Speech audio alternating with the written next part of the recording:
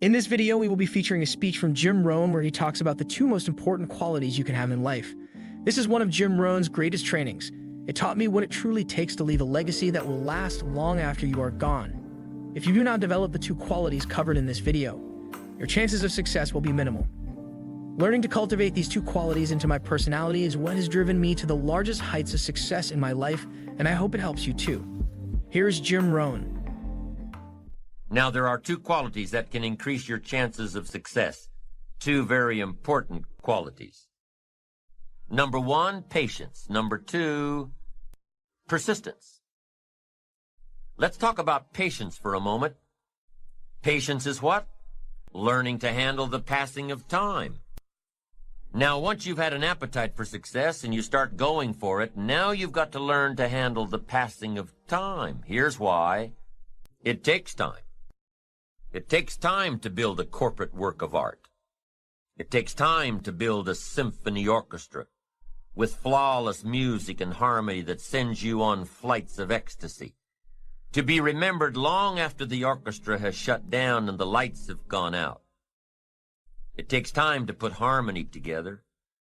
It takes time to build a life. It takes time to build an enterprise. It takes time to get through school. It takes time to develop and grow.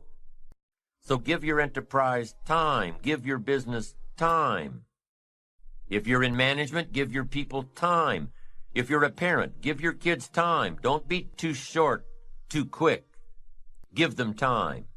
Now, not forever, but time. It takes time. Here's the ultimate challenge. You've got to have patience with yourself. It takes time to make changes in habit and discipline. It takes time to correct old errors in judgment and to finally give up old blame and pick up new responsibility. I'm telling you, it took me some time. I used to blame the government and blame taxes and blame the company and blame the marketplace. It took me a long time to give that up. That was a pretty comfortable list to explain my empty bank account, pennies in my pocket, nothing in the bank, not doing well, embarrassed by my situation. It took time to give that up and only blame myself. That took a while. So have patience with yourself, number one. And number two, while you're dealing with the passing of time, number two is to keep doing it. Be persistent. Be tenacious. Keep doing it until. As long as you are patient and persistent, it's hard to elude success. As long as you maintain patience and persistence, tenacity, there's only one person, just one person that will draw the line between success and failure. One person, and that person is you. So be patient.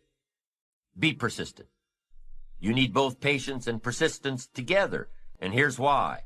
Lack of patience is probably the worst enemy of ambition. While your ambition keeps growing, keeps moving, keeps looking for new ways to succeed, impatience tends to grow frustrated. Impatience won't allow for persistence. Impatience wants to give up. Impatience calls discouragement failure. But your ambition won't let you give up so easily, not if you're persistent. What others may call failure, ambition calls a learning opportunity.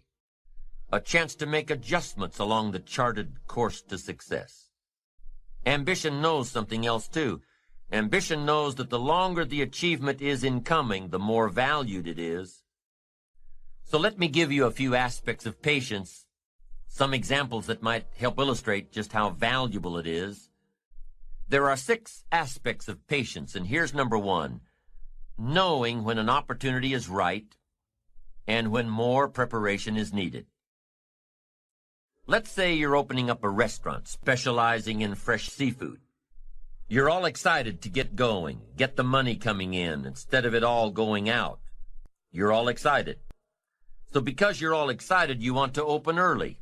Your impatience gets the best of you. And so you do, open before your scheduled grand opening. Customers start coming in. They're all excited about this new great restaurant. And everybody wants some fresh seafood.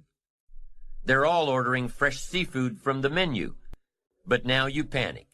You haven't got any. You're not ready. The fresh seafood shipment won't come in for a week.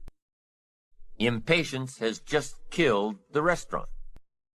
Now let's say you've got a great new product that's scheduled to come out on the market in the next several months. Everything's going according to plan, so you start planning your ads, start planning big public relations events. You're so sure that it's going to happen that you set a date. The engineers told you that the product's not ready, but you're sure it will be. You start planning everything, invite lots of people, influential people, buyers of your product. You're so excited that you went ahead without the product actually being done. Come the week of the grand unveiling, the engineers come to you and say it still doesn't work.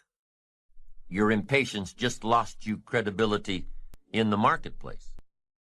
That's number one. Be patient in knowing the difference between when the opportunity is right and when more work needs to be done.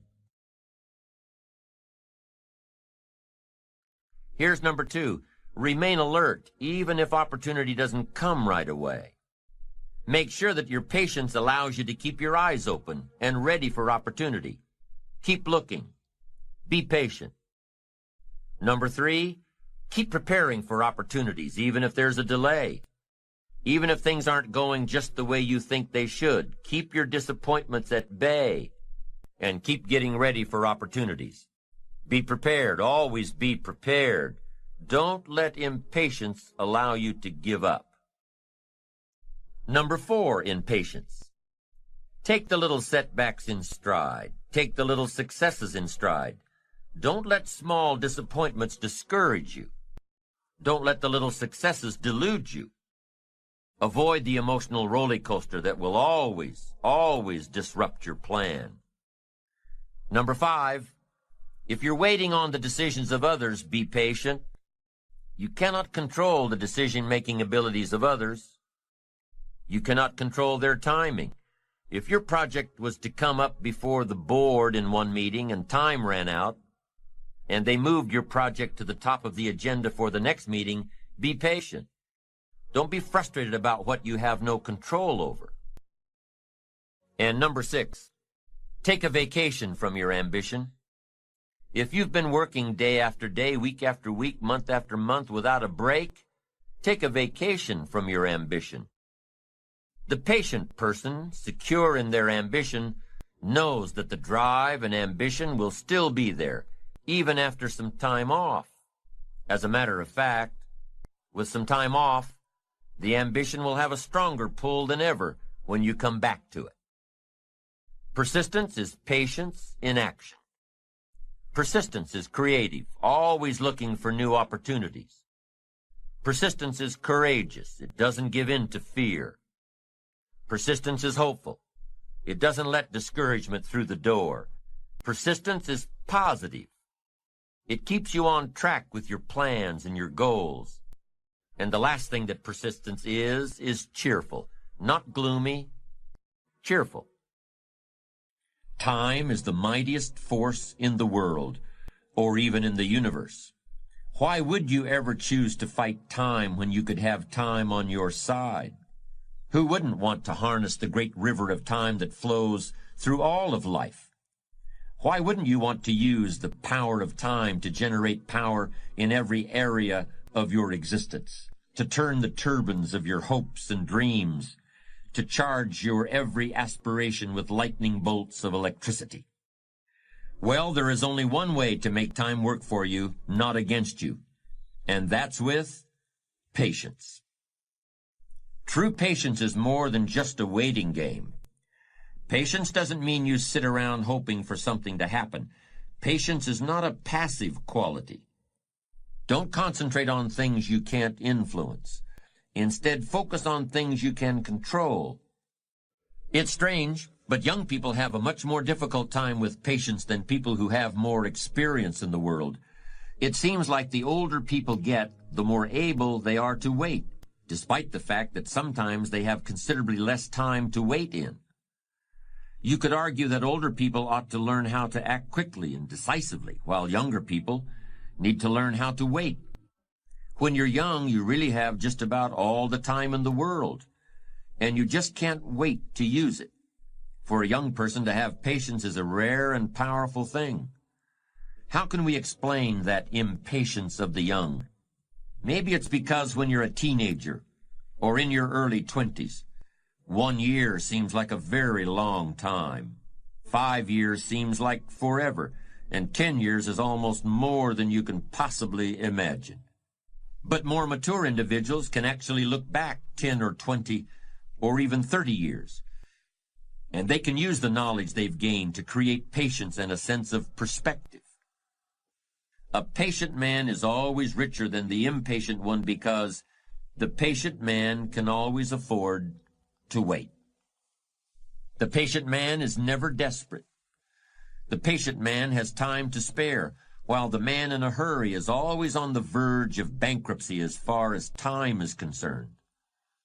In any situation you can think of, impatience is a source of weakness and fear, while patience is substance and strength.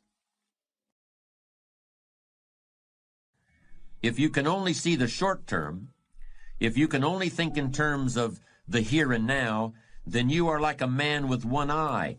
You can't judge distances. You live in a world that's flat and two-dimensional.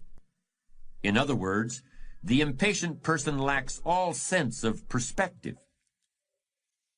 Perspective lets you measure your plans and current events against things that have already occurred and also against your desires and aspirations for the future. Then and now, here and there, near and far.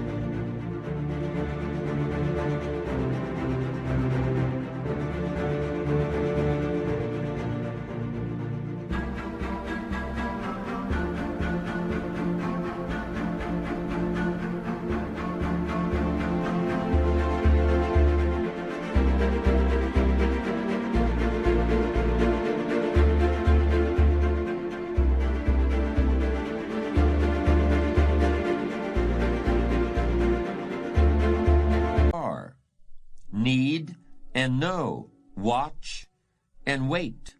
These are the dual optics that allow the patient man to see in stereo, where the nearsighted person sees only the present, or the dreamer sees only an imaginary future, and more likely than not, trips over his mistakes trying to get there.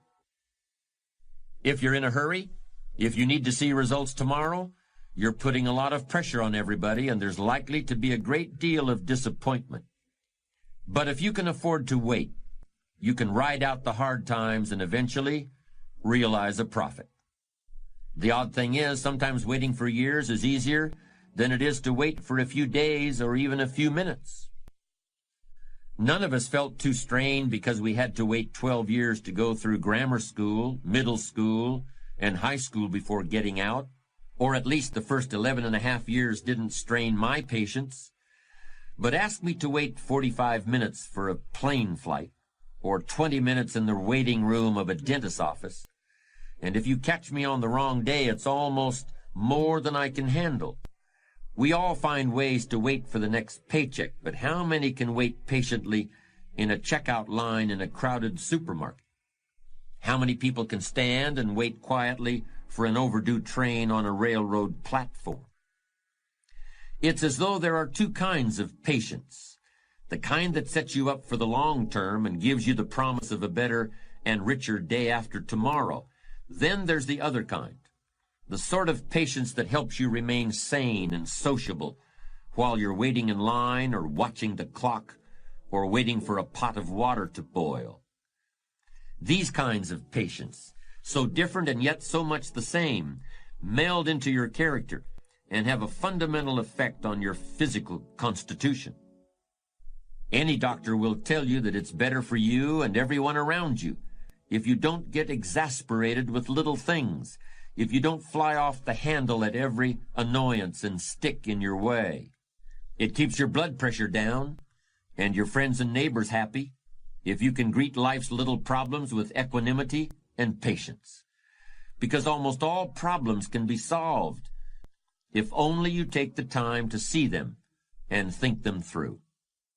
That's very easy to understand and it's very easy to say, but it takes strong character to put it into practice. I'm never sure what to think when people say, I want to make $1 million by the time I'm 40, or I want to retire by the age of 45. This combination of goals plus deadlines strikes me as short-sighted and maybe even a bit naive. It takes a worthwhile goal and subjects it to an imposed timetable. While you might have an idea of what $1 million would mean to you, or you might have really exciting plans for your life after you hang up the tie and business suit, I don't see how a person can reasonably expect to know who or what he will be or think or feel at some hour.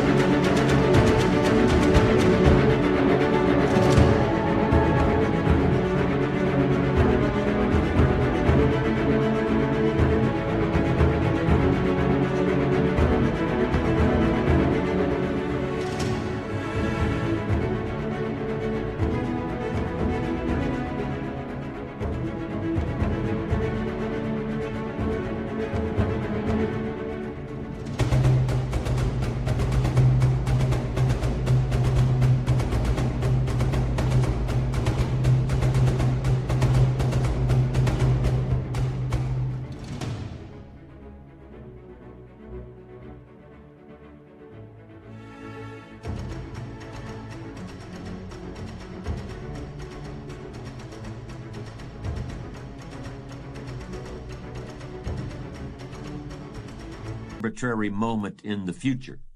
This kind of thinking misses the whole point of success.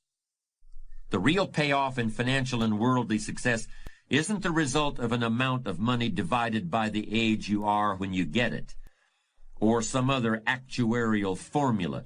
The real payoff is found in the qualities of character you develop along the way.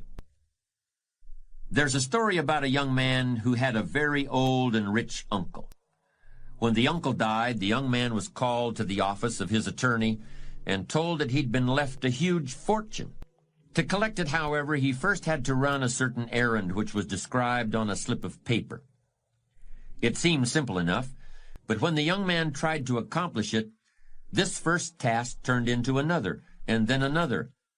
As he pursued his uncle's final request, the young man was led into foreign lands and exotic adventures and untold dangers.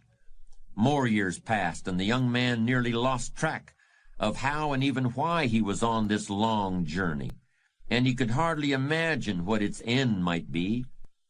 At last the Odyssey led him back into the very same lawyer's office where it had begun. "I'm here to collect my inheritance," said the heir, no longer a young man, but a much wiser one. The lawyer smiled. "As your uncle intended, you've already collected it, in the places you've been and the things you've learned. And again, as he intended, it will last you for a lifetime."